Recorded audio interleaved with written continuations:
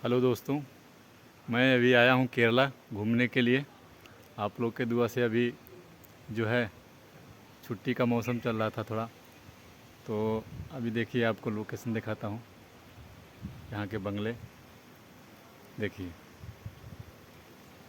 और ये आपको दिखाता हूँ। पहले यहाँ पे रोड बनता है, उसके बाद बंगला बनता है। ठीक है, आपको शायद अच्छा लगा होगा। तो आप देख सकते हैं कितना बड़ा ये है। इधर बहुत बड़े बड़े बंगले और ये सब बहुत सारी चीज़ें हैं। और आपको मैं दिखाता हूँ। बस इधर ग्रीनरी ग्रीनरी है, देख लो। और मैं मेरे पापा को धन्यवाद देता हूँ, क्योंकि मैं उनकी ही वजह से इधर आया हूँ। अगर वो नहीं मुझे लेते तो मैं इधर घूमने भी नहीं आता कभी। ये देखिए दोस्तों, मैं आपको चारों तरफ से दिखा सकता हूँ।